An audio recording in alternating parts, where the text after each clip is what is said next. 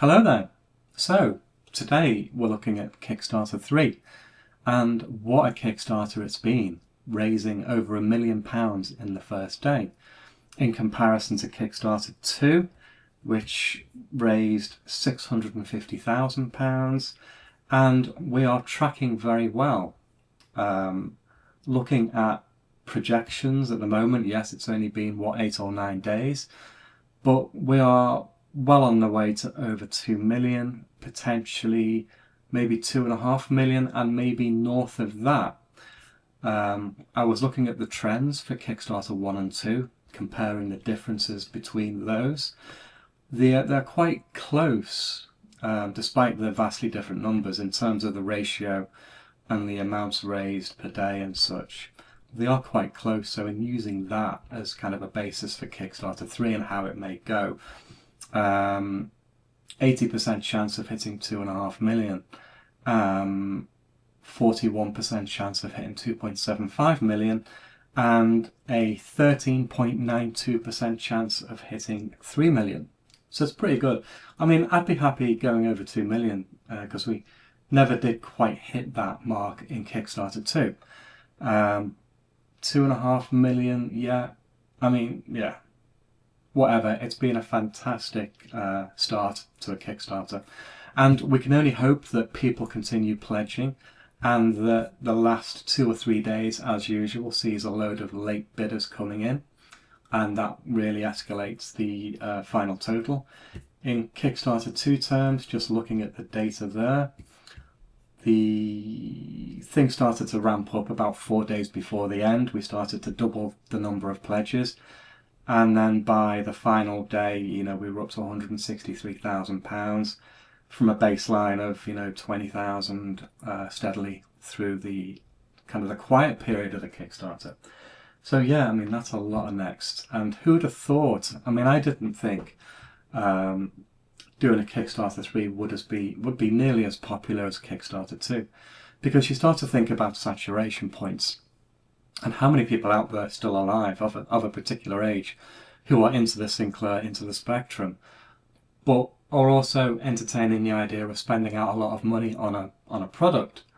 So, thinking of the many thousands of units that have already been shipped, to see this kind of level of engagement is just amazing. Just goes to show you, doesn't it? You can never anticipate. And we did have a poll. The usual suspects from the team basically put their predictions for the pledge total for 24 hours and the pledge total for 30 days, and we are all vastly out. Day one in particular, no one got close to over £1 million that was eventually raised on that day. So yeah, Kickstarter 3. Let me just refresh this, actually, see if it's gone up. I do like watching it go up, because occasionally you've just got the page open and suddenly the number jumps and someone else has pledged. 1571. Okay. So in the last half hour we've got another 5 or so backers, which is pretty good. Now, the Kickstarter itself, as has been mentioned, larger FPGA. I think it's about, is it twice the number of logic elements? So that gives you a lot more potential for alt cores, not necessarily within the next core itself, because there have been promises around that to keep the functionality of the next fully compatible in terms of the Kickstarter 1, 2 and 3. So next features, additions to that are going to be very minor, if at all, because everything has to be backported into the Kickstarter 1.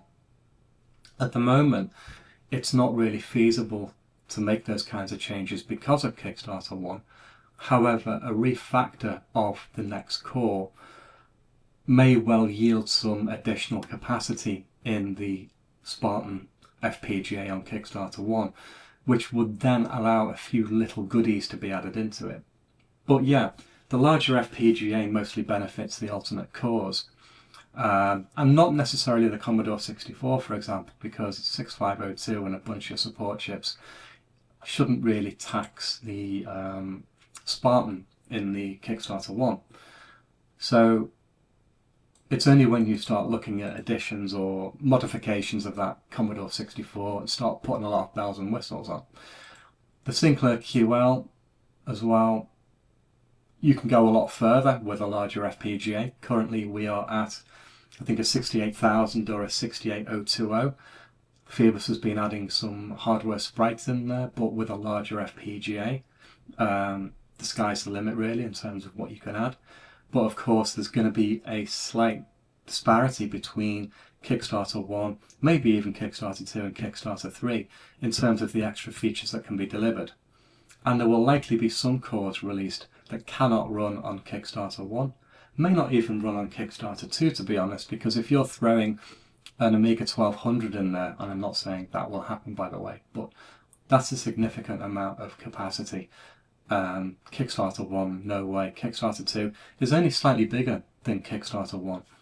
So yeah, this larger FPGA is mainly for the benefit of alternate cores and also, massive improvement potential on some of those cores as well. It mentions here about the Amiga Atari ST in the context of the Next and how Sinclair may have evolved into something. And yes, they probably would have evolved into something. Maybe not in direct competition, because Sinclair tended to do things in a slightly more affordable way. And as we have the example of the QL with a 6808 processor with a 16-bit address bus. Is it address bus or memory bus? I can't remember now. But we always get the feeling that Sinclair would have come in at a lower price point, possibly with some 68,000 derivative as evidenced by the QL. But I do feel that Atari ST and Amiga will come at some point in the form of alternate cores. But I'm just not sure what kind of functionality level each will have across the various models of boards. So yeah, usual, I've just had a prompt there to install Windows updates. That's why I don't like Windows. I'm usually on the Mac, but when I'm recording, I'm doing it on Windows. It's a lot easier just to have the web browser up here. Multiple personalities, blah, blah, blah, blah. Specs haven't really changed an awful lot, if at all, in terms of the Next, as mentioned. QL core has a lot of, I think there's a lot of work to do on the QL core to bring it up to the standard. And the standard is basically, it's down to simplicity of use, and it's down to the full use of the Next hardware, which extends to the controllers, external mouse, keyboard, SD card access, HDMI, VGA, RGB, and basically everything that is physical within the Next itself. It should leverage all of that. Similarly with the C64 core, people have released cores in the past for the Next which may be the kind of a lightweight port from an existing system like Mister, but they don't necessarily feature Next keyboard matrix mapping. They may require an external PS2 keyboard. They may not support HDMI, may only support VGA out of the box. So that's typically where cores come from. That's typically the state they're in when work starts on them. And obviously for a C64 core, anything really that's produced in and around, I wouldn't say the Next team, because some cores are unofficial, these cores are seemingly going to be official. So yeah, anything that is produced has to be of a certain quality, has to tick certain boxes. As to whether that will be complete article by the time Kickstarter 3 delivers, it's very difficult to say, and I will come to that when I talk about stretch goals. Prepare to fall in love with a computer all over again. That's the strapline we have, the tag on the back of every box. Enrique putting in the Castle Master demo again from Kickstarter 2. Efficiency savings, lots of physical releases. I sold all mine earlier this year because they were taking up huge amounts of space. And then the team, usual suspects there. The box here featured from Kickstarter 1, as has been mentioned in a comment on the Kickstarter, why is the LED blue? It was blue because that was what was rendered at the time. It was rendered by our industrial designer. he used something called Keyshot, I think. And we were kind of limited, I guess, in terms of the ask, because Rick and Phil obviously designed the Spectrum Next. Rick sadly passed away. Phil continued, but there were constraints, and really changing the colour of the LED just not couldn't be bothered. But you know, it is what it is. I had it fixed for Kickstarter 2. It was a completely different render, completely different model. So yeah, it's now red. What colour the Kickstarter 3 box will be, I would hope it would follow the logic in terms of the Spectrum 48 colours, starting blue, red, magenta, and then I think, does it go green and yellow? I've not got one in front of me actually.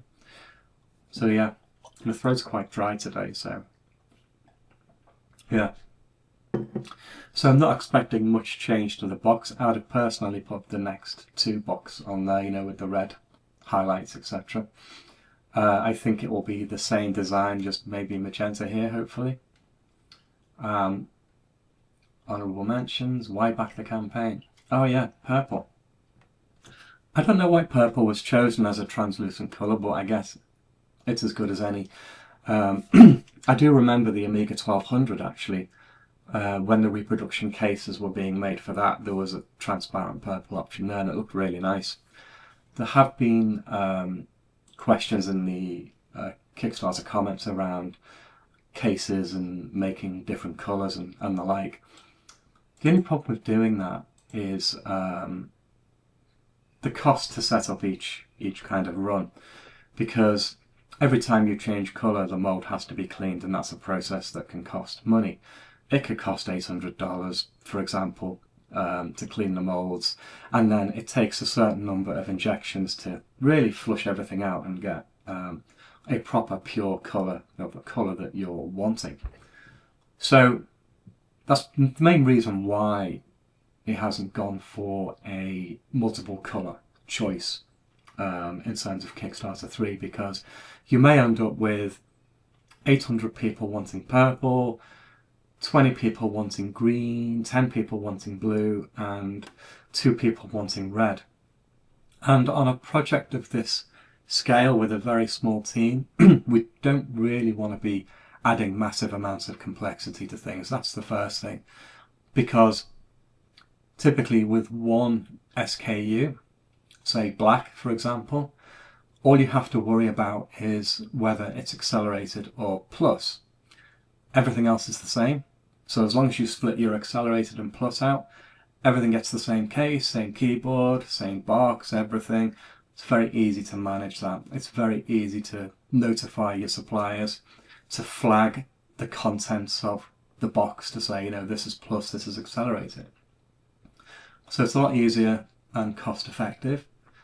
But then when you're looking at various colours of case and you have to start writing, right, that's purple, that's green, that's red, that's blue. The problem then is you give yourself a spares issue in terms of, oh, this one's gone missing, we haven't got any more purples, we haven't got any more blues. You've got to clean the moulds each time. It may not be cost effective because you're only producing a very small quantity of certain colours. And so really, for a small team, you have to keep things as simple as possible. That's why for Kickstarter 2, I asked to eradicate some of the SKUs, the board-only option, for example, the standard Next, and we ended up with just the accelerated and the plus. Keeps it simple. Although I don't really think the plus should have survived. I think everything should be accelerated. In the case of Kickstarter 3, there was a drive to try to offer people an opportunity to come with us, basically, to upgrade the Kickstarter 1 or Kickstarter 2 to a Kickstarter 3 PCB, which is why the upgrade board is there now, which wasn't there last time.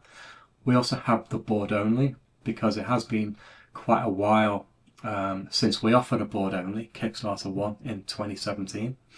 And the board only does represent something that doesn't exist in the wild, because board clones or reproductions of the next board are all based on the Spartan FPGA. And the Next has evolved from the issue 2A and 2B in the original through the issue 4, which has a whole load of more stuff on it, and now the issue 5, or they may skip 5, I don't know, and call it the issue 6. But there's a whole load of stuff there that we want people to have the opportunity to catch up on without having to plump out for an entire new computer. So yeah, the board only is for tinkerers.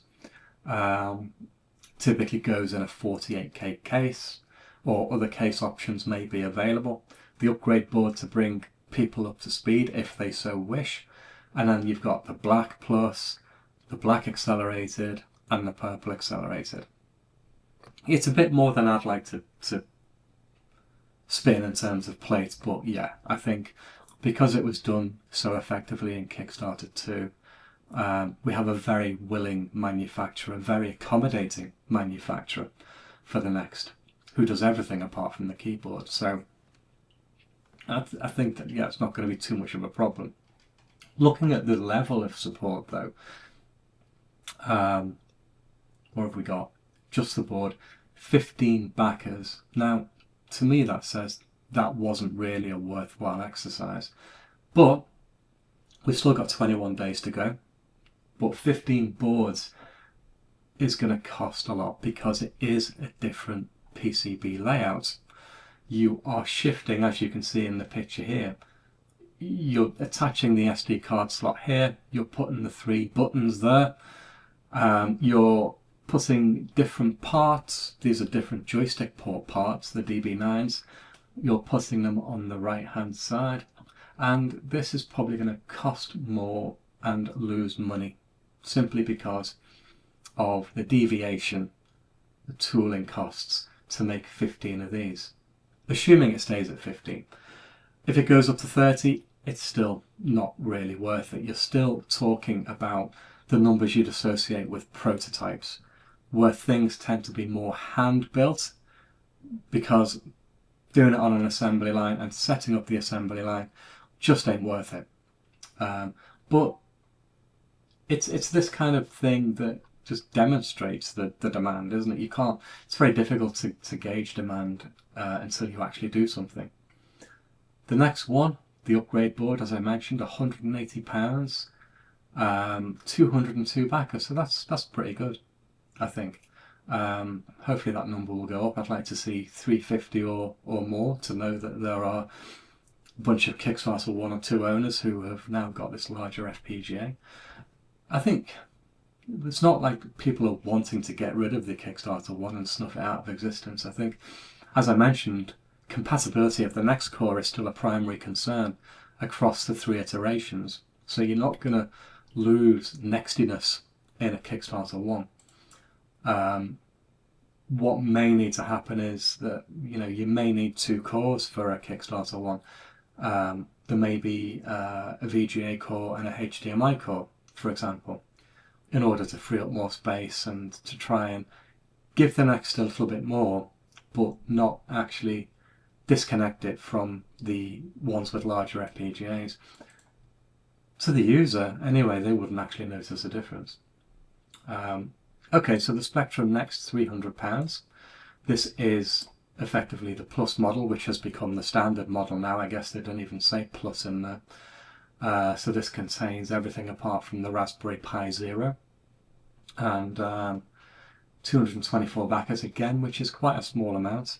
But you know, there may be 224 backers who don't really want a Raspberry Pi Zero or have their own. I think I've got one around here actually now, because in Kickstarter 2 times they were very difficult to get hold of, and we spent months trying to get an order through, and now they just seem to be quite easy to get hold of. So I picked one up the other day. I have ordered an upgrade board, that's part of my pledge. So yeah, 224 backers, very small amount, until we get to the black accelerated Spectrum Next. 2,402, which is pretty good. I'd need to compare that to last time round actually, but obviously we've split things up now with the purple. So we are either eating into the black, or we are creating an opportunity to people not wanting to miss out and getting both black and purple. So yeah, we're doing pretty well on the purple, but I do imagine a lot of these people would already have a next and really want to have a purple one. People really like the white one, and I'm glad so far that we've been able to keep that as a special edition with no intention of creating any more. One of the big questions about the whites was, will it yellow? Because I've no idea how PBS acts these days. You know, do we have a concept of modern versus old? And I have here a white keyboard. Well, it's kind of dirty. Okay, I'll concede it is dirty and needs a bit of a clean. If I clean this up, I think it'd be white. I've had this keyboard for about 6 years. Do we really anticipate that yellowing would start? I don't know. I guess time will tell. I'm kind of hoping that through some quirk of modernity that the whites will stay pretty much white. But anyway, purple will definitely stay purple.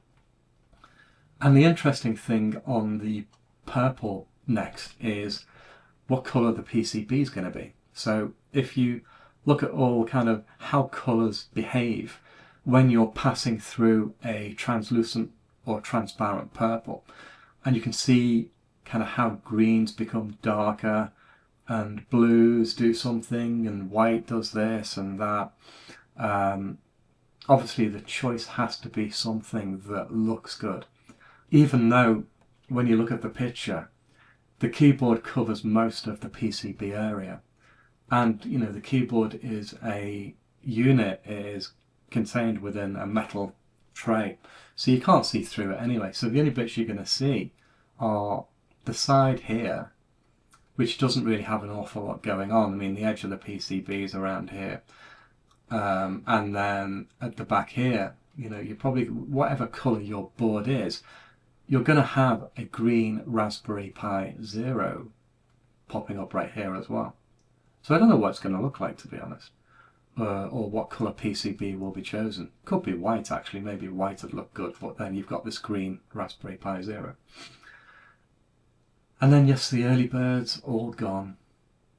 But I wouldn't be too concerned about that. It's only, you know, a plus model, so I guess we can add 100 to the 224 for the plus model.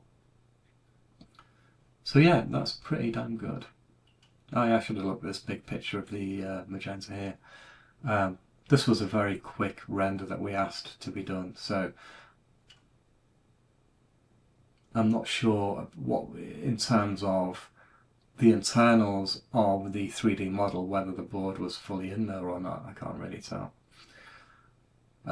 Okay, so stretch goals. Now this is an interesting topic, and if you're still here, that's great. You know, my monotonous voice going on and on, talking, without any kind of flashy pictures happening and such, or explosions or music playing.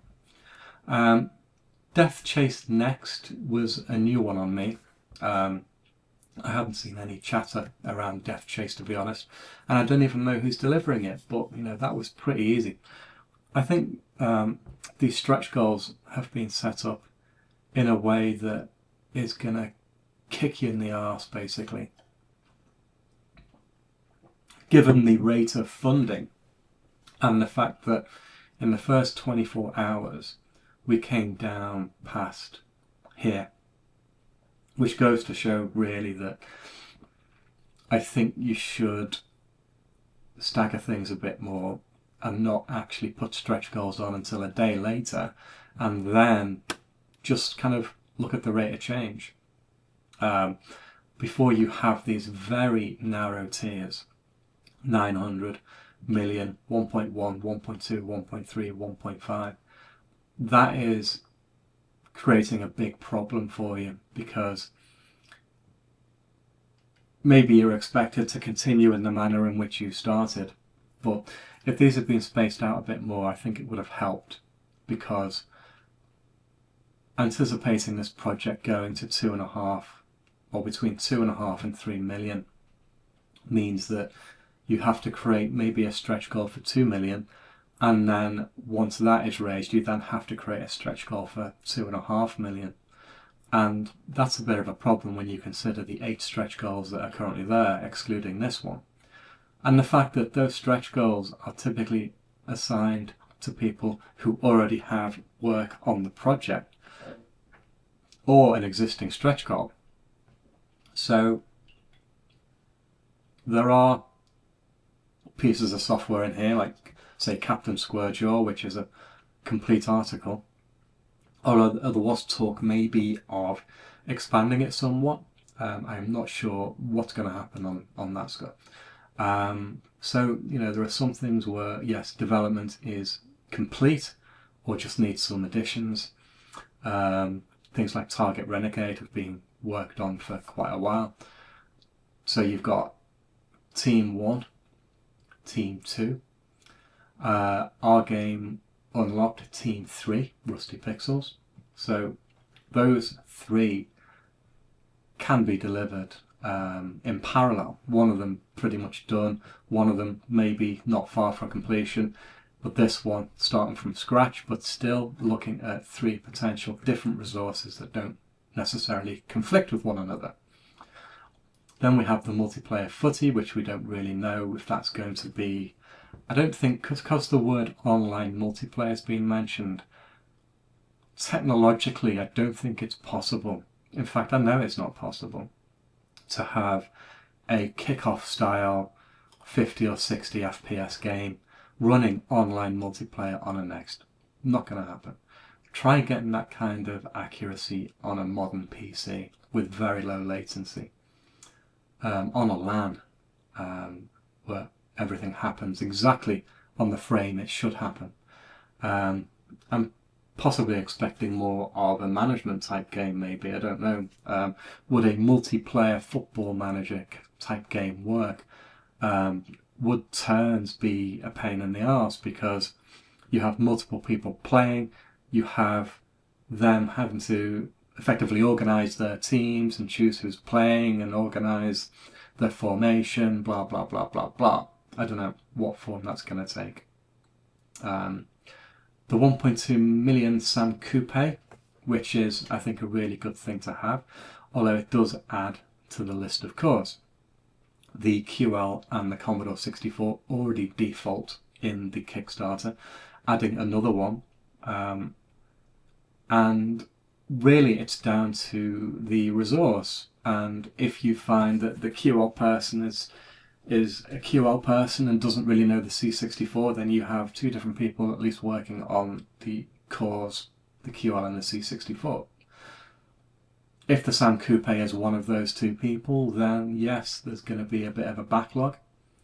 If it's a third person, great, but you know, we've had difficulty in the past trying to get cores made, and all of a sudden it seems like you know, the floodgates have opened. But I do see some potential contention on kind of having the 3 cores in flight a little bit. The exclusive next mag is Chris Wilkins and his Fusion, the Fusion Retro publishing. So that again is something that doesn't really conflict with anything else, excepting that it needs to be fed.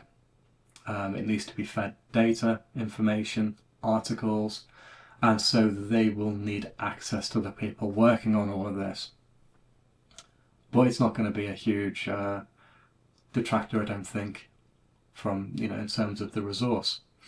1.5 million to the stars and beyond. There have been some attempts to create Elite on the Next, and I know that some have been languishing, some have been resurrected, and there is one, I think, in flight at the moment, which is being resurrected. Personally, I think, yes, the Next needs a 3D game because there's just nothing out there.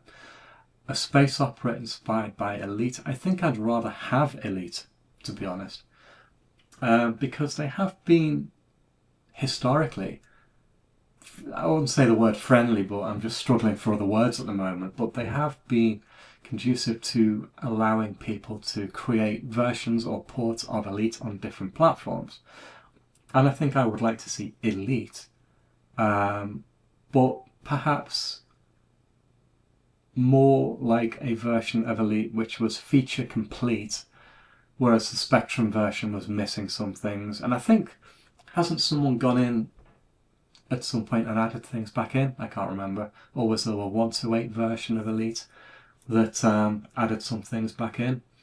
I always got bored of the fact that the ships were so samey on the Spectrum version. And when you look at the chart you got with the game, there were all these ships that just didn't exist in the Spectrum version. And I can't remember what they were now. Was it things like the Boa? It's been a hell of a long time since I looked at this. But you know, adding ships back in would be great. Adding a little bit of functionality so that you can choose your ship. I mean, I don't know if that's already been done on an enhanced version. You know, to be able to buy and sell a ship, to fly around in a Skywinder without much cargo really fast, and with a curve factor of 9, was it? I used to study that. Used to study the chart and read the novella all the time. And I think, you know, most of us growing up in that time did. I'd like to see Elite, but just enhanced. I don't think you're going to get, you know, you're not going to get shaded polygons or anything like that, but you should get a pretty nice smooth frame rate. So yeah. And then what now? Well, what now? The danger is, as I've mentioned, really is contention. You're adding in a 9th goal, and you're also potentially going to be adding in a 10th goal. I don't think there should be any expectation that some of these, well, there should be an expectation, should I say, that some of these stretch goals will not deliver in 2025, and that some of these stretch goals may deliver in April, May, June 2026. It's very difficult to kind of commit, and the date given on the Kickstarter here, December 2025, is enthusiastic, shall we say. But I think, you know, as I've mentioned, there are some which are fairly simple to deliver. But when you bear in mind there are people working on some of these who are also working on the core product itself, the Spectrum Next, the core, and other aspects of it as well. You know, we will see slippage. We always see slippage. But the key is setting the expectations and keeping people in the loop and being transparent with what's happening with them. Retro computing is no longer a niche. Thousands of active users. I think it is still a niche, to be honest, compared to the you know, the gaming industry, which I am disliking more and more each day now, to be honest. I think the maybe are more people flocking to vintage and retro because they are so disillusioned with the bureaucracy and just the horrible work ethics in the gaming industry. I'm not talking about the people who actively write the stuff. I'm talking about the dickheads who close studios. Yeah. Anyway, I said dickhead. So yeah, okay. So we've had one update so far. I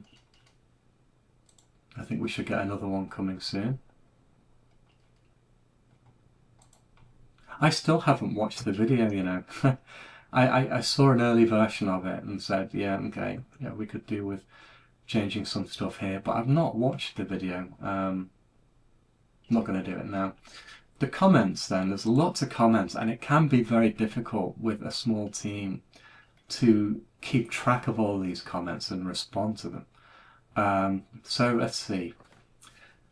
Head over heels next or Batman QL in addition to extra gores. Next is lacking the remakes of the best games. Now this is the problem for me, right? Because when you talk about a stretch goal, and one stretch goal in particular, which is a game by Rusty Pixels, and people suggesting games are only suggesting remakes of old games, and there's no real imagination behind that. I mean, a lot of people do say as well, why not create a new game? And yes, it's very difficult to create a new game in this day and age because of the limitations of the platform, and whatever game you create is going to look like something else. But you've got to bear in mind, you can't just make a game like Batman. you know, you are opening yourself up for a world of pain, trying to get, you know, trying to get a license for such a small platform. You know, what's going to come back is F off, basically. And if you try to do it, you're going to get sued. So, lacking remakes of the best games we all remember, whilst it would be nice to have remakes, I think the reason that you like those games so much is because of how they looked and how they played and how they made you feel at the time. I don't necessarily think a remake is going to reconnect you to that moment, and I don't think it's going to be as powerful an experience if you saw some of these games, you know, Batman looking more like it did on the Mega Drive or the Amiga. So yeah, I'm very much against, apart from the fact I've just been talking about Elite, and I'd like to see Elite, but I just think it's a bit different because you can do it. They're generally okay with you doing it, you know, bell and brabbing. So that opens up a door, and yes, you may not be allowed to charge for it, which is also okay because it would be a stretch goal. And whatever future potential there might be, you know, we can, you know, speak with them and see if there's any potential for making physical versions or whatever and selling them, and probably not. But in the case of R-Type and Batman Next, what you're talking about really is a shoot 'em up. Yeah, we've got, or we could have more. Batman Next, walking around, hitting things. We've got some games like that. Things like Delta's Shadow, for example, very good platform game. But yeah, you're not going to get Batman because the IP is just too bloody huge. It'd be like doing a Harry Potter game, Jesus. Anyway, I'd like to suggest different colour replacement cases. Now, I've already touched upon the subject of different colours, and the other thing I want to touch upon is replacement, the word replacement cases. So this is the idea, I guess, of selling cases as separate items. This is never going to happen, primarily because it's a licensed product. It's a Sinclair branding, and we can't just be selling those for people to stick whatever they want in and presenting them as Sinclair products. We can't do that. So we will not be selling cases separately, unfortunately. And I know people will be disappointed in that, but it's kind of a licensing thing, and yeah, not going to happen ever. Phoebus has responded with that, with similar to what I said about colour-wise changing the moulds. Adding a VGA to SCART cable for CRT TV. The problem with that is there's a very small minority of people who use you know, kind of your CRT and your authentic, and I do agree, by the way, the RGB is kind of authentic. But including one of those cables, well, it's quite a large cable because the SCART cable, I mean, I don't know when they designed the SCART cable, why they made it so big. I mean, the thing is huge. So yeah, having and the VGA connector is quite a chunky monkey as well. Having one of those in the box is going to take up quite a bit of space. When, you know, what the majority of people are using, HDMI stroke VGA. HDMI, there are still lots of questions around that, and when we're going to get that kind of fully accurate 100% 50 Hertz, which will work across a multitude of monitors and TVs without compatibility issues, without dropping audio, and I believe that day will come. It's just going to take some time. I would not be putting a HDMI cable in the box because I've got 5 on this desk at the moment, and I have a preference for HDMI cables. Many of the old cables will work fine on the Next, of course, because it's not like it's pumping out a 4K signal or an 8K signal. But, you know, in terms of quality, I like quality. So I like a quality HDMI cable. If we bundled one in the box, well, what length should it be? Should it be 0.5 meter, 1 meter, 2 meters? Where are people going to stick their Nexts in relation to the TV? So you end up something that's just going to be dumped in a drawer, in a loft, in a bin, and yeah. I digressed a bit there because I was talking about the VGA to SCART cable, but I just don't think it's going to be as commonly used. I would hazard a guess maybe that a larger portion of Next users are using TFTs with HDMI and VGA than are using SCART devices, especially on CRTs. Some do, got nothing against that. CRTs, smell right, they make the noise, they make the right noises, takes you right back. But yeah, okay. These are a list of what games are included with the Spectrum Next, apart from stretch goals. Well, it's mainly demos, isn't it? Can't actually remember, to be honest. Yeah, I thought it was all demos. Apart from, some of the 48K, there's some 48K games in there, isn't there? I can't remember. Now, would I be correct in presuming the SD card doesn't come with a PCB only option? I thought it wouldn't come with a PCB, but Phoebus is saying it does, so I guess it does. New stretch goal has to be the LED lights. Yeah, okay. Let me just, where's my Next is in pieces at the moment. I've been experimenting with speakers, actually now I can't pick it up. But the LED light thing has been ongoing since about 2017, and Dean has been working on it. I don't know how extensively or intensively he's been working on it, but it's been going on for nigh on 7-8 years. We still don't have a product, and I don't know what, I mean, yes, there are obviously lots of issues in doing it. He's obviously hitting some roadblocks, is having to readapt, and maybe real life is creeping in. I don't know if he's lost the will, whether he's still working on it. But the reality is, every obstacle that he has hit, we'd have hit. And we have never really gone down the route. In the very early days, it was experimented with. Kickstarter 1 days, very early on, it was experimented on with. It didn't look very good, and so it was canned. To make it look good and do it right is going to be very expensive in terms of the development, and then you've also got a lot more moving parts in the Next and things that can go wrong. So yeah, I think the LED lights is something that should remain in the kind of third-party modification aftermarket world. And as Phoebus is saying, no need for us to get into the disco lights business. You could probably do something like that, couldn't you? You could probably hook it into the AY so that it gets, well, J3 actually, the audio out. You could have it lighting up in different ways, but no, that would just be annoying.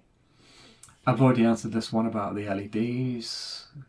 Why not make the Spectrum a bit faster? I think at the moment, we're not really even running at 28 megahertz because I think there are some memory timing issues, aren't there? So we had wait states in there, and the actual approximated speed of the Next when running at 28 comes down to about 23 megahertz. So getting faster is slightly problematic. And I think there's some bugs in the Z80N implementation as well. Don't quote me on that, but I think those would need to be fixed. And then I'm not sure if the Kickstarter one would survive 56 megahertz because of these separate memory modules. The Kickstarter 2 has single memory module close to the FPGA, and as does the Kickstarter 3. It means that signals come back and forth a little bit more quickly, as far as I remember. Next up will be 56 megahertz, blah blah blah blah blah. It's a matter of pretty much writing the Z80N core. That's a lot of work. It has been discussed, rewriting the Z80 entirely, but yeah, that's not an insignificant piece of work. Hope stretch goals don't delay the Spectrum Next. Don't be asking for hardware.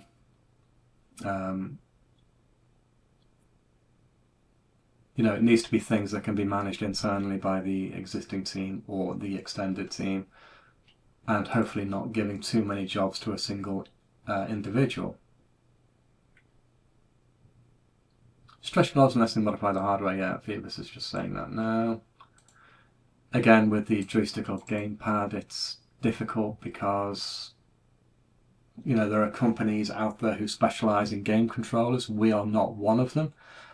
If we were to approach a controller manufacturer, all it would probably end up being is a Sinclair logo on an existing product, and that product would not continue in any way the design language of the Spectrum Next. It would look like an unassociated item, and really, isn't that just putting perfume on a turd?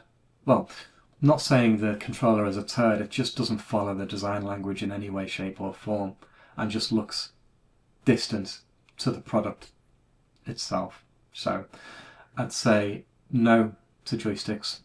If you did want to take the existing electronics, say for example if you had an 8-bit DOE, which I've got here, but it's buried under stuff, you could take the existing electronics and you could adapt those and put them in a slightly refactored case, which has a bit more DNA from the Sinclair or the Spectrum Next.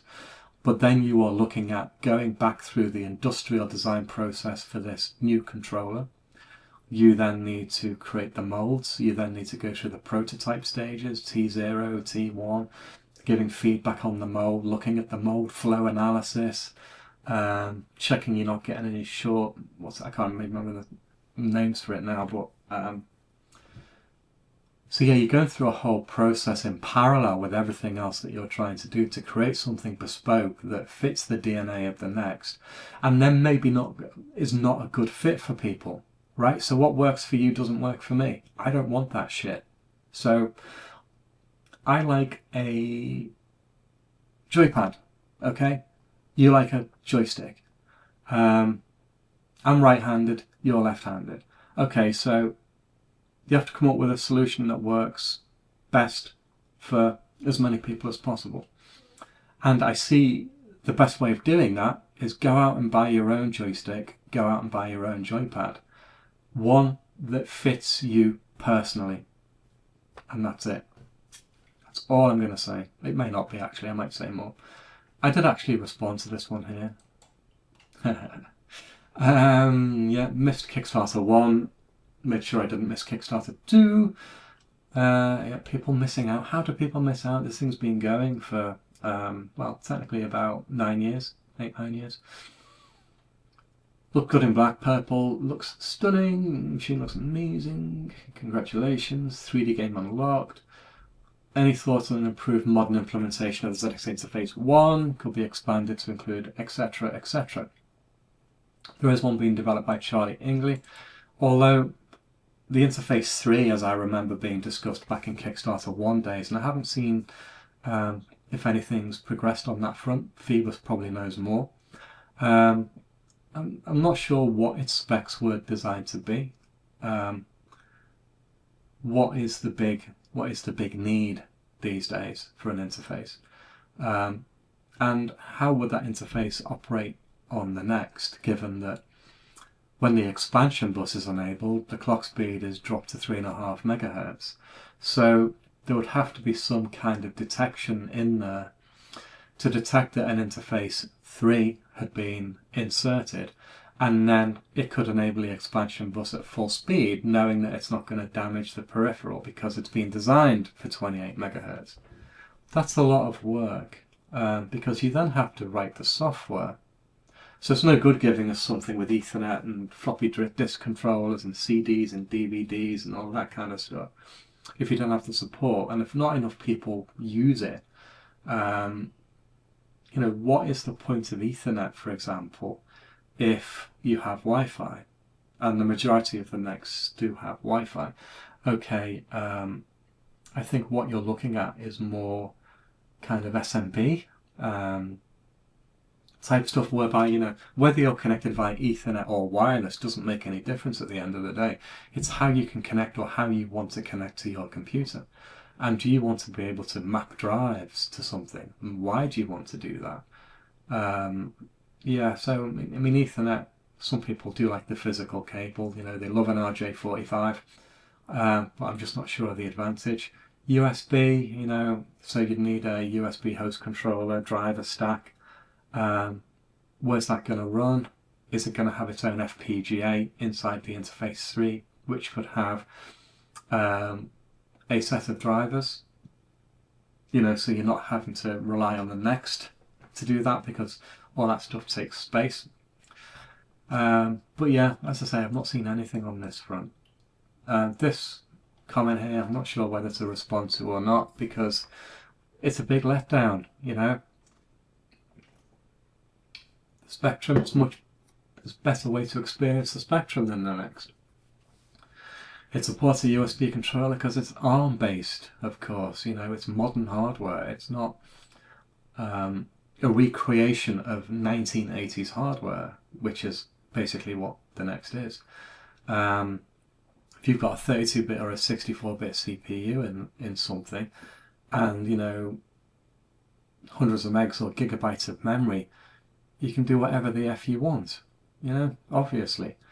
You're abstracting the, all your hardware and everything is abstracted, isn't it? You're just writing an emulation of software. And of course you're going to be able to do more in terms of pleasing the end user, or making it a more seamless experience, or creating user interfaces which are nice and designed for large screens, like a Plex or an XBMC or other things. Probably more appropriate to talk about RetroPie and Batocera, which I can't remember if that's the correct pronunciation. It should be USB-C all the way. Why? What's the point? The thing with the USB-C is the cables are all good, but maybe not all the actual suppliers are going to be able to provide the kinds of voltages and such. And USB-C, yeah, I'm not really understanding the reasoning or the argument for it should be USB-C all the way. So it's a big letdown, but the project is brilliant. The only thing the Next does right is speed adjustments. Are you saying there's the fact that you can plug all your old peripherals in isn't a good thing? And then it's like, well, okay, you want something more modern here. Modern USB controllers, and then you're saying you should have a cartridge slot. I mean, what the actual F? It's not a console, okay? You've got technically a slot at the back. It's called the expansion bus. You can plug in, here you go, I've got one of these here. Is that what you want? An interface 2 with a cartridge that plugs in. Already got it, mate. Or are you talking about cutting a hole in the top of the Next and turning it into a console? Because that's a really stupid idea. But anyway, yeah, it's a big disappointment in terms of supporting modern equipment. And then he's talking about a vintage 80s, 90s style cartridge slot, which I just don't think is a good idea. PS2 died in the year 2000. Well, that's funny because I've got a brand new house here, which is PS2. So where'd you get your information from? Shouldn't get wound up about this, but I just think it's a really stupid comment. I may cancel my pledge in return for the 4th edition. Well, not going to happen, mate. You're not going to get all of these silly demands. Yeah, go buy the Spectrum because it does what you want. What good? And then this is such a random rant. What good is all this if I can't use my preferred controller with autofire because I have carpal tunnel problems? Well, you want us to redesign something just because you have a preferred joystick and you need to have autofire? I mean, absolutely ridiculous comments. There's lots of replies to this, and that maybe some of them might not be pleasant. Card slot, yeah, laying out what the Spectrum is, which is fine, by the way, because it's a good entry point if people just want to play the games of their childhood. It's a good thing. USB, I have to say you don't know what a Spectrum is. Stephen agrees on USB-C. Buy cartridge slot for physical games. Ask Evercade for help. Why? Why the actual F would you have a cartridge slot? Why would you go to the expense of burning games onto chips, which then reduces your ability to patch the damn things? You know, an SD card is cheap medium for distributing games. Why in the world would you have a cartridge slot? That's what's making me incredulous. It's just one of the most ridiculous things I've ever seen. Commenting on the Next. And now he's, the ugly, fragile min USB ports. What's a min USB port? What, you mean the micro ones on the Raspberry Pi Zero? Well, I could go to the Pi Foundation and say that Marquis de Sang doesn't like these micro USB ports. Can you get rid of them, please? But I'm sure what they tell me to do, nothing to do with me. So it's kind of a strange one because he's laying into it, but then he's kind of saying, and pointing out the negatives, because most stuff is great and positive, but you're not really talking about the positive stuff, aren't you? And now it's like, I want a white edition. It's just the reason why you're angry with the Next. And then it's like, it's expensive to meet poor Canadians. Our money is worthless. Well, I don't know. I know other Canadians have backed it. Are they having problems with being Canadian, or that the money is worthless? I don't know. And yes, it is an expensive proposition. 320. I've forgotten the price. 340 on the purple, is it? £10-20 shipping. It is an expensive option. The Genesis controller doesn't have autofire. I mean, come on, I'm getting on a bit now. I've not got my controller with me, but I do know that my thumbs do get really sore when I'm doing that. Strongly disagree. Yep. Anyone who needs autofire needs an arcade R-stick, an arthritis-friendly knob on top. Nice. I'd very much like to get mine Next for free. Well, that's about as realistic a request as the Marquis one. The thing is, though, I mean, you've got to bear in mind, sticking USB on a Next, people just think it's simple. Plug and play is simple, PCs were simplified, and whereas back in the 90s, plugging stuff in could be problematic. You had conflicts, IRQs, DMAs, hex addresses, and all that kind of stuff. And when plug and play came in, it's plug and play for the end user. It's not plug and play for the internal architecture. That's where the complexity happens. The host controller, all the drivers, etc. It's all happening in a machine with lots of capacity, lots of resource available to orchestrate, to interact with USB devices and such. Doing it on a Spectrum Next is going to exhaust a lot of FPGA capacity in having a host controller and the driver stack. So all those blocks in FPGA are wasted for someone who wants to plug in a USB joystick or a USB mouse.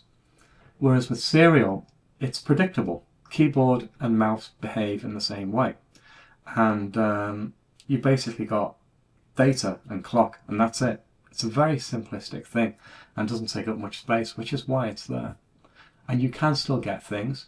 The 9-pin joysticks and such like, people are still making those because there's a love of machines like the Sega Mega Drive and Master System and the Atari 2600 and all things that use this 9-pin Atari protocol. So, and the fact is that, we have the backwards compatibility, we have the interface too. Kempston, Cursor, Sinclair, joystick standards that we can quite happily adhere to. Oh God, my throat's going. And if you're still watching at this point, my hat's off to you, because I'm just sitting here ranting now. Don't take it personally. Undeniable fact, lack of USB is a major problem. No, it's not, because you're making a statement there, but it's not a true statement. You may be 5,000 backing this project, but how many do not back this project? Well, I don't know, and you don't know. Probably none, because I don't think anyone didn't back this project because they didn't have a 30-year-old mouse. You're talking absolute shit. You forgot about shipping cost to Canada. I don't know about that. Every YouTuber that reviews complain about the lack of USB-C. That is absolute bullshit. You're lying. You're making things up. Everything else is amazing and should be celebrated. Well, celebrate it then and stop talking in such a negative context about everything. I love people keeping a low computer. I wish Amiga could receive the same treatment. It does receive the same treatment. What are you talking about? The Amiga has had a lot of love. You've had recreated boards. You've had recreated cases. What was it? The 500, 600, 1200? The 1200 has had a whole manner of upgrades. Terrible fire from 68030s to 68060s. PyStorm, for example. No, that's bollocks. The Amiga has had a lot of love. That's evolved and is continuing to evolve, really. And I know because I was never in the Amiga world, and I hated Commodore, I hated Amiga. I was a Spectrum and an ST, and then I put together an Amiga 1200 from parts, and I bloody love it. But yeah, it's very much active. The Amiga went all the way up to the 4000, so that had a lifespan. What could you do with it now? How could you improve it now above what's available to people to stick in the expansion slot or other things? It's a fully realised piece of hardware which doesn't really, in my opinion, need to go anywhere else. Yeah, I need to get off this thread because it's winding me up. Yeah, it's insane to me too. Yeah, it really isn't for anyone. That's why we're doing so badly in the crowdfunding. Where'd you buy PS2 keyboard and mouse? Google. Go on Amazon. Where'd you buy DB9 controllers? From loads of places out there that sell them. Try actually having a look. Next, selling a dedicated mouse controller. Yeah, that project needs to make 3 million. Makes half because it's not compatible with anything made. That's absolute. I'm trying to see if there's any other words to describe absolute bollocks. Absolute bollocks. Can't type today. Let's see. Utter nonsense, complete rubbish, a load of old cobblers, a steaming pile of twaddle, total guff, grade A horse crap, pure codswallop, a load of pants, complete tosh. Okay. Being more polite, as I should really be, seeing as I'm on video. Factually incorrect, I'd say. Deeply misguided, fundamentally flawed, inaccurate on every level, lacks any basis in reality. Okay. So yeah, I think as well, once you start down this, you start digging a hole, your options are really to concede, okay, yeah, I get it, or to keep digging. And I think this time he has elected to keep digging, but says he loves the next so much. Oh, people not saying anything, just people as a part of a cult, so now he's insulting other people. It's people like me that makes the world a better place. Holy shit. Holy shit. The next could and should have been improved. You have speed advance missed one. It's not a missed opportunity. I mean, oh God.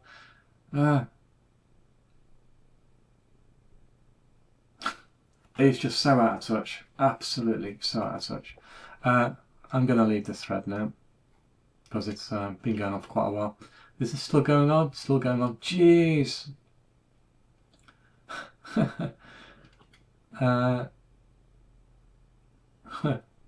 This video is going to go on forever if I keep reading through these. Yeah, I think, as Neil has said there, people were kind of saying, I've got a Spectrum next, I'm not going to back, I don't need one, and then purple comes up and it's like, I've got to have that. The fear of missing out. Could it be possible that adults inspired by Children of Time to this new Elite game? Don't know the book. But yeah, I don't know who's working on this Elite game. May not have even been decided yet.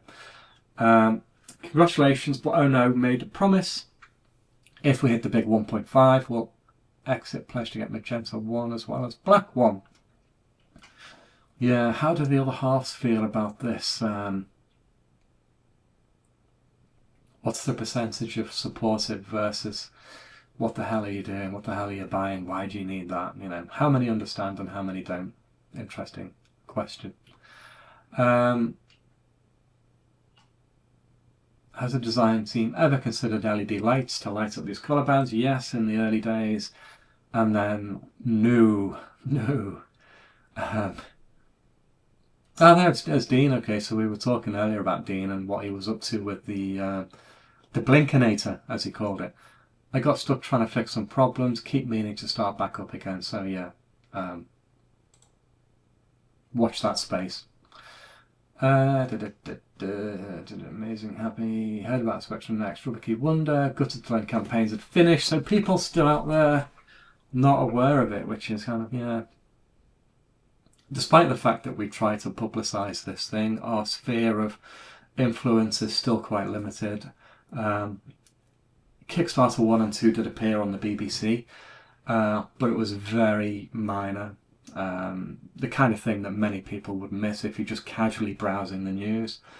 There are other avenues we explore, but we don't tend to break out of this extended bubble of people. So it's nice to see new people coming into it. Aaron only heard about it a few days before it went live.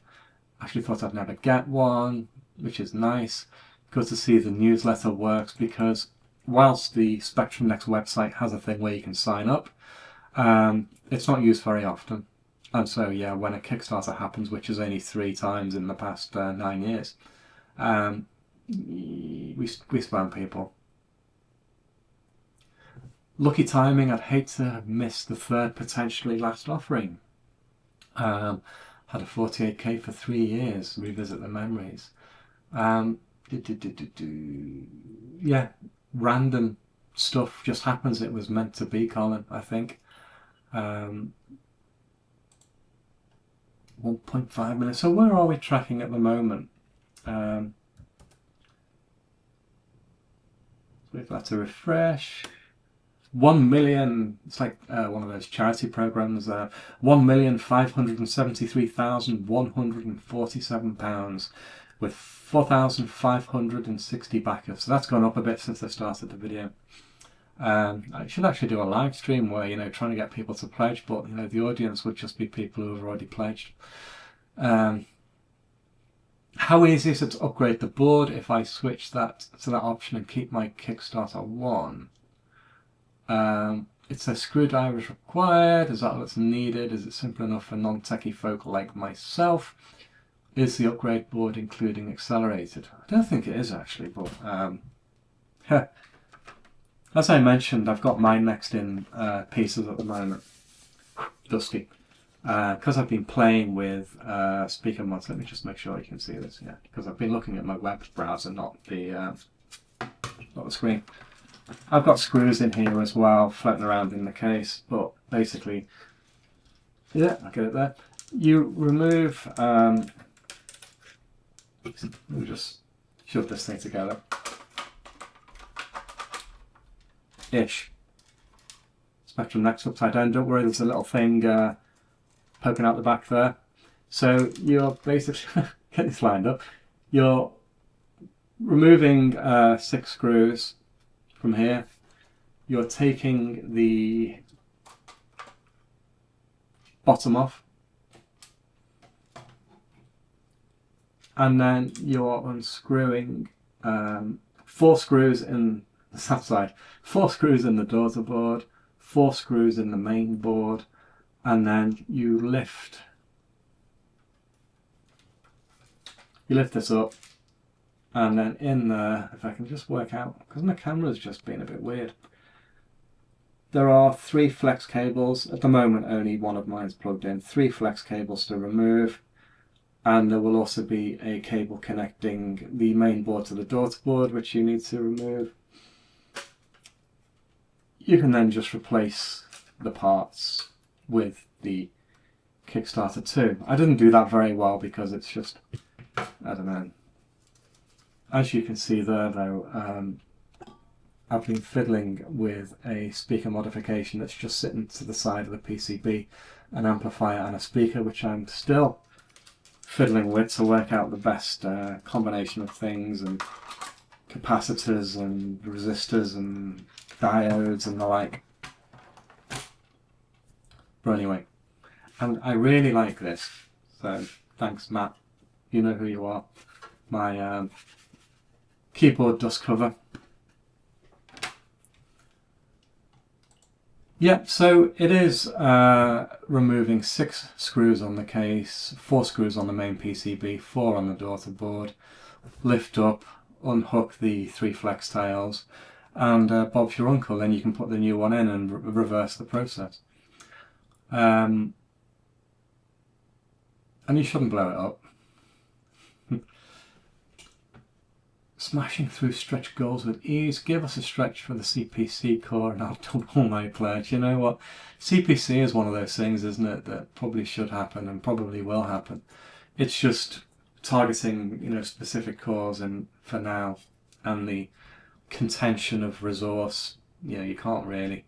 Maybe at 2.5 million, who knows, you know, maybe CPC can be 2.5 million.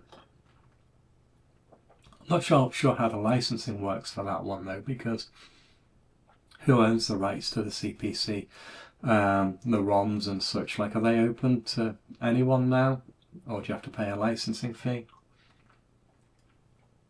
The big machines of the 8-bit era, I think there'd be some arguments on what constitutes the big 3 machines of the 8-bit era. Obviously in the UK, the Spectrum and the Commodore 64 were big. I don't know how big the CPC was. And in terms of the BBC Micro, which was a lot more of an expensive proposition, I always see the BBC as being one of the big ones, but the BBC itself helped proliferate that through schools and education. So yeah, I don't really know. Please no Amstrad. Well, technically, you know, what is it with the Amstrad hatred, Paul? Is it sugar? Sugar, you're fired. Or is it just, you know, you see it as a bastard stepchild of Sinclair in terms of the evolution of the product, and Amstrad buying it and making grey this and +3, +2 AB, blah blah blah blah blah. I don't know. Actually, could we get a stretch goal for a BBC core? Which one was done? I'm not sure how. Not really does it need it, as you can get Hoglet's core without having to be included officially. I don't know how Hoglet's doing with that core at the moment. I don't know what state it's in. Whether there's going to be any expansion to its capabilities, because it was one of those, I think, where you had to put a bin file on the SD card first before you put the next and everything else on the SD card. Acorn's ROM were never formally made free, blah blah blah blah. And the other thing as well, of course, and a lot of people talk about the alternate cores, is the keyboard mapping, and the keyboard mapping can be a pain. Whilst the original 48K Spectrum had fairly small number of keys compared to all the other computers which had more, and how you map those. And we've proven with the function keys that you can quite easily hold in the NMI and press numbers 1 through 0 to get the function keys.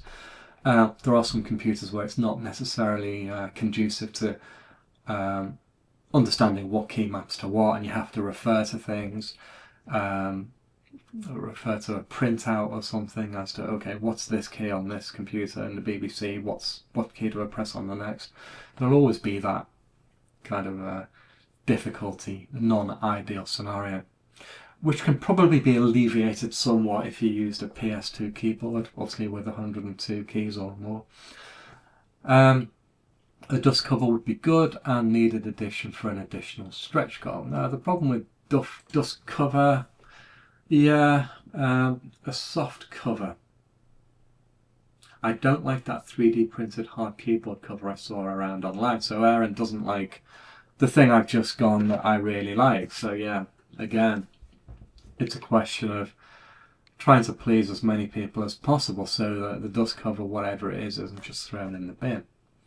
I like this because, well, there's a couple of reasons. The keyboard is the main area where dust is a problem. The screws have just fallen out because I've just turned the thing upside down. Let me just rescue these screws a second.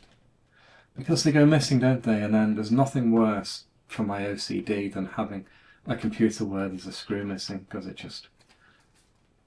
I can't ignore it. Oh, there's another one. I don't know why I got this out. Okay.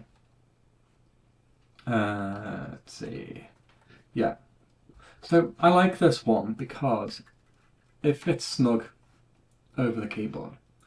One of the advantages of this is that it's small form factor. So if you were shipping this product, it doesn't take up a huge amount of space more. And in fact, I think the box as it is designed will probably cater for this.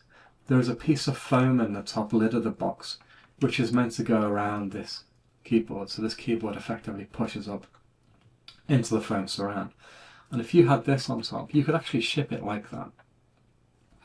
Perhaps with no modification at all, and then you've got a dust cover. The problem with dust covers is that one size doesn't fit all. So the question is, when are you going to be using the dust cover? Well, typically you would be using it while things are plugged in. Okay, so what's plugged in? Well, it could be that we have power and some kind of audio, VGA, HDMI, or whatever, and maybe a PS2 mouse plugged in. So you have to avoid, sorry, I should point to this camera, you need to avoid then any dust cover from interfering with these ports here. The other thing then is if you're going to have one of these plugged into the back, then I'm not going to plug it in, by the way, it's just because this case isn't together properly at the moment.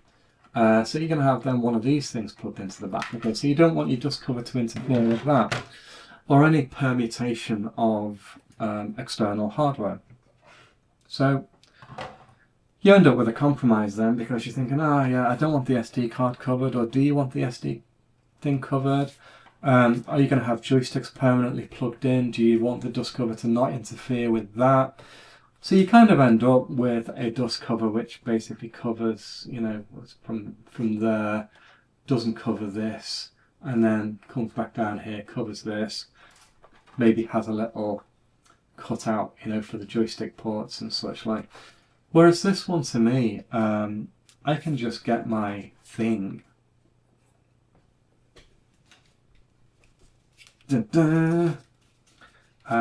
What's this set to at the moment?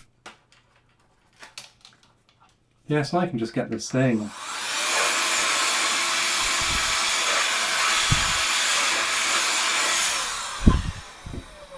And, you know, I've blown the dust off where there's no dust cover. And where there is a dust cover, I'm not getting dust, protecting what needs to be protected. So I really like this and really appreciate the fact it exists. Because if I was doing a dust cover for the next official one, this is the kind of style I think works well. Also, soft dust covers, yes, they attract dust because they're dust covers. You've got to stick them in the wash, haven't you, and wash all the crap out, because you're effectively just got another dust accumulator. Although this time the dust is embedded in the fibres, so you have to choose a material perhaps which doesn't absorb the dust so much. Right. If you're not asleep yet, Amiga 1200 next day. That's a lot.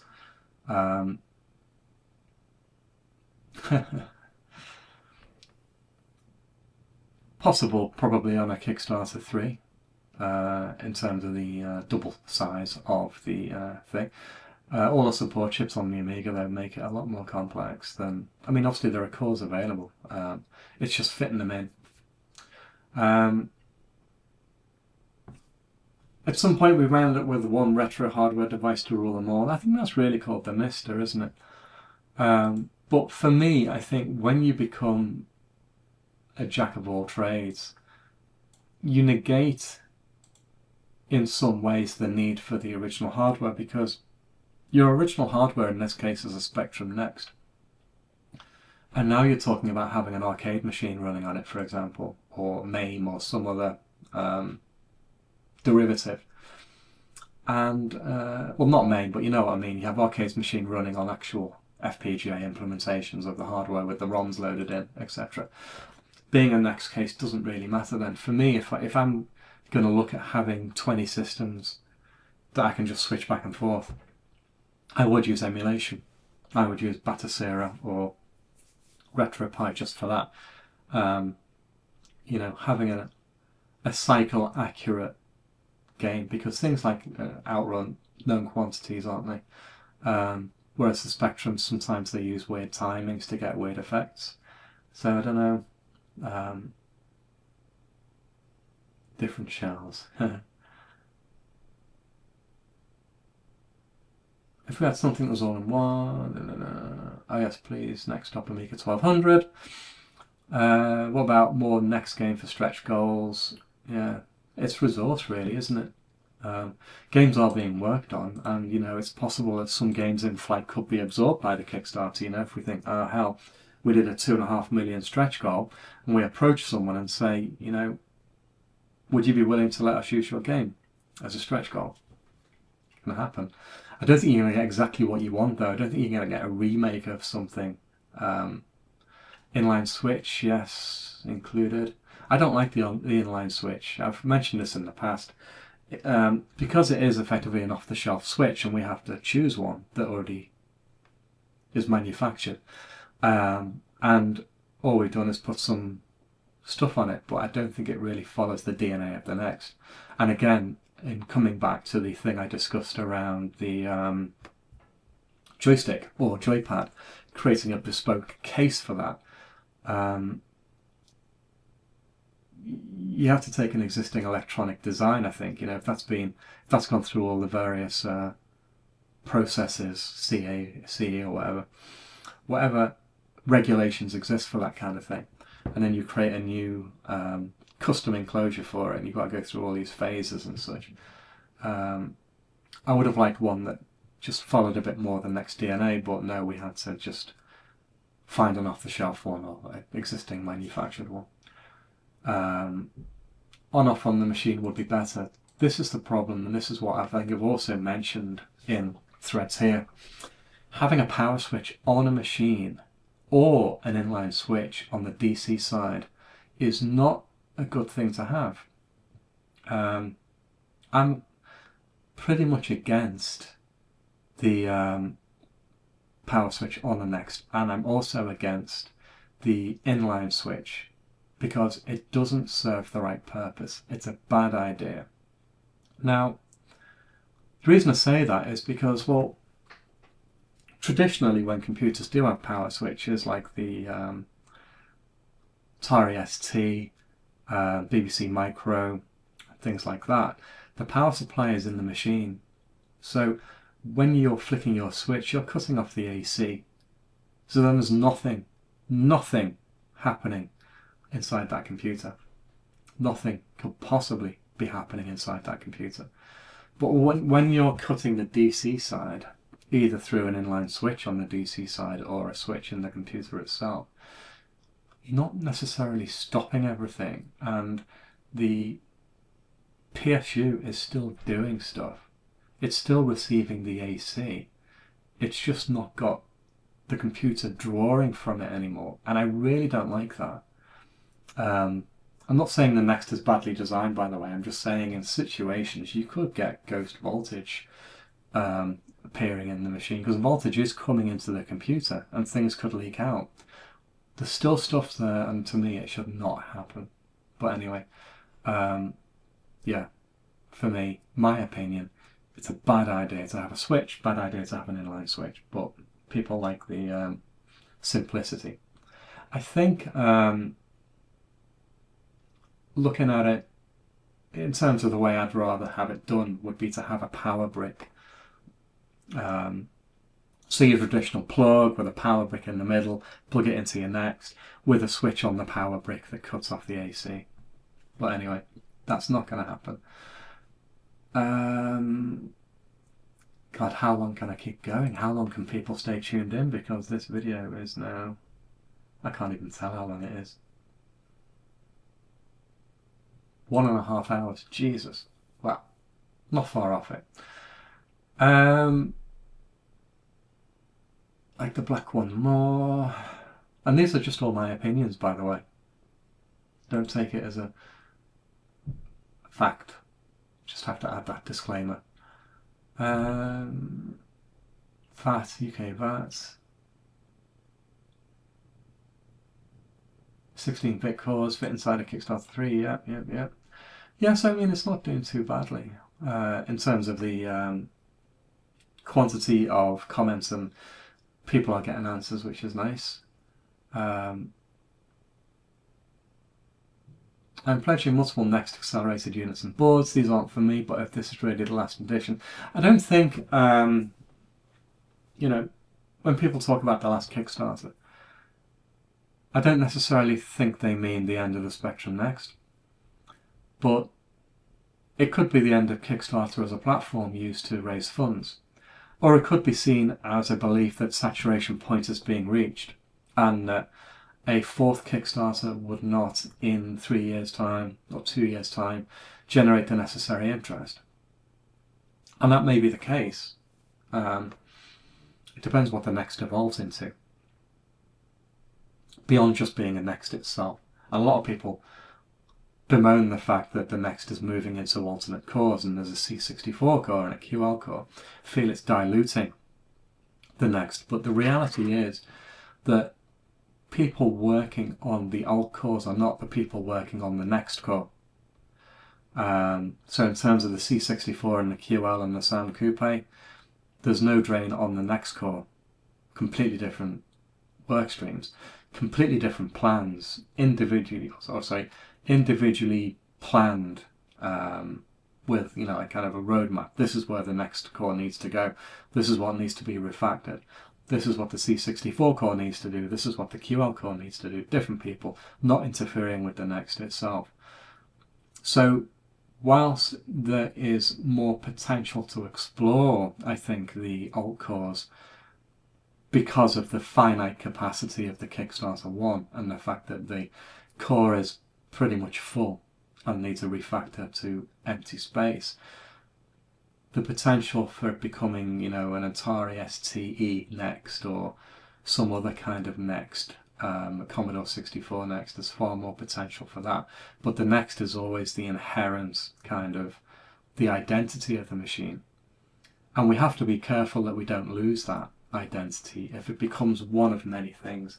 It's got Sinclair written on the thing, but, you know, lots of people are using it primarily as an Amiga, you know. So yeah, we have to maintain the Sinclairness and the speckiness of it. Had the board only option been 99 like Kickstarter 1, I would have bought a couple rather than only one. Well, sorry to say, Steve, in Kickstarter 1 we lost money on every board only that we sold. You've also got to bear in mind inflation. What is £99 in 2017 compared to 2025? £134. So £99 is now £134.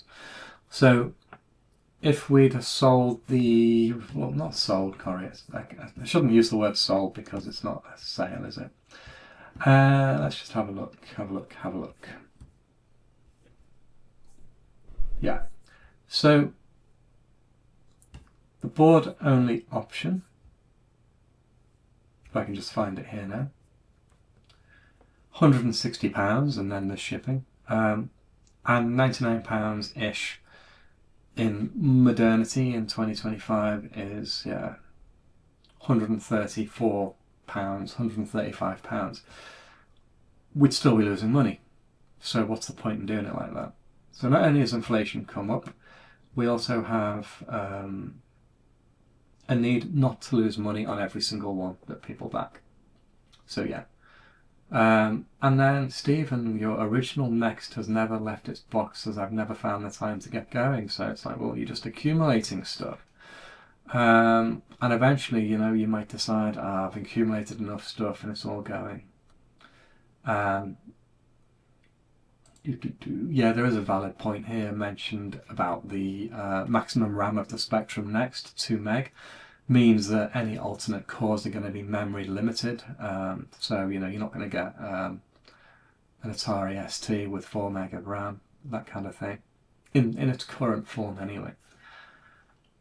Yeah, so I think given the way things are going, when are we looking at crossing the next, wow, 1.6 million? And I don't know, do people tend to back more on a weekend? I'm hoping by sometime on Monday that we'll have hit the 1.6 million. We are in the lull at the moment. The lull on Kickstarter 2, where's that one? Lasted for quite some time. But at least we're still getting a decent amount in each day. Issue 2, yeah. So we're day 8, 1, 2, 3, 4, 5, 6, 7, 8, 1, 2, 3, 4, 7, 8, 9, 10. So probably another 19 days, 18, 19 days of just kind of wallowing in the low double digits. I'd say that 15, 20,000 would be nice to get per day. And I'm really hoping things pick up towards the end. Anyway, that's me rambling for bloody ages. Don't have to agree with me. Sorry if I got angry at any points if I swore. But yeah, that's it. And hopefully, you know, we'll see how things evolve over the next couple of weeks.